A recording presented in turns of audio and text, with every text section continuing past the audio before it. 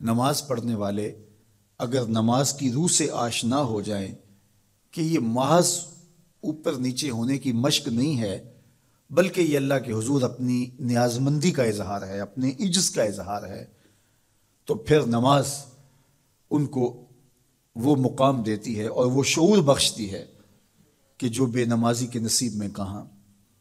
انسان کے اشرف اعضاء اس کے سر میں ہیں، بولنے کی قوت زبان سر میں، دیکھنے کی قوت آنکھیں سر میں، سننے کی قوت کان سر میں، سوچنے کی قوت دماغ سر میں، سونگھنے کی قوت ناک سر میں، اور یہ سر مالک کے در پہ ہے۔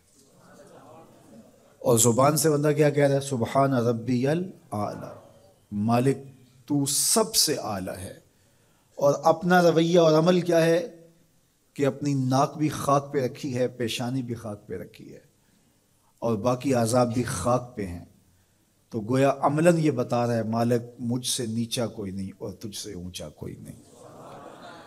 اور اگر وہ نماز کی روح سے آشنا ہو جائے تو سجدے سے سر اٹھانے سے قبل اللہ سارے اس کے بوجھ اتار دے، اس کے من میں روشنیاں کر دے۔ تو نماز بندگی کا شعور دیتی ہے، من میں چراغاں کرتی ہے۔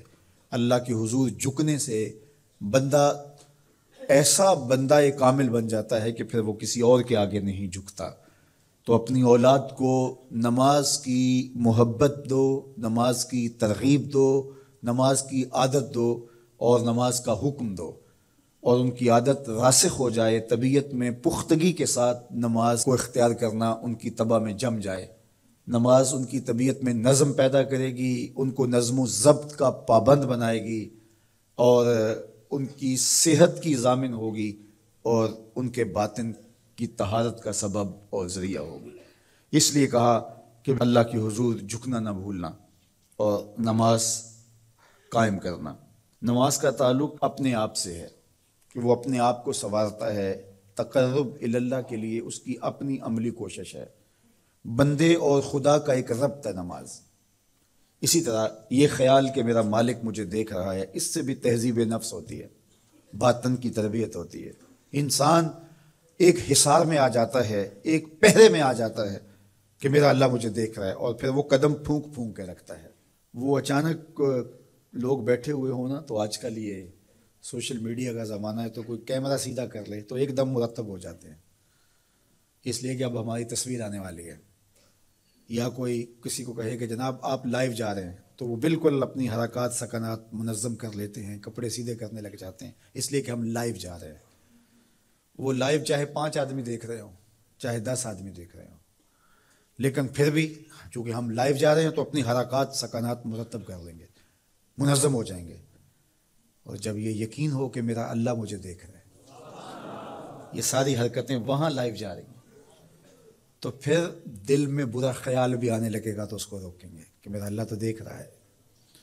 پھر بولی بھی مرتب ہو جائے گی، پھر رویے بھی مرتب ہو جائیں گے، طرز معاشرت بھی منظم ہو جائے گا، آنکھیں بھی نہیں بھٹکیں گی، خیال بھی نہیں بہکیں گے، سوچیں بھی آوارہ نہیں ہوں گی، چاہے آپ بند کمرے میں کیوں نہ ہوں، پھر بھی منظم رہیں گے، اس لیے کہ میرا اللہ مجھے دیکھ رہا ہے۔ تو یہ یقین زندگی کو منظم کرتا ہے۔ تو اس کا تعلق بھی انسان کی ذات سے تھا۔ نماز سے بھی تہذیب نفس ہے، اللہ سے تقرب حاصل ہوتا ہے۔ اب کہا تو خود غرض نہ بننا کہ اپنے آپ کو سنوار لیا اور کافی ہے، نہیں، لوگوں کو بھی نیکی کا حکم دینا۔ وَأْمُرْ بِالْمَعْرُوفِ وَانْهَ عَنِ الْمُنْکَرِ، لوگوں کو نیکی کا حکم دینا اور برائی سے منع کرنا لوگوں کو، یہ مومن کی زندگی ہے۔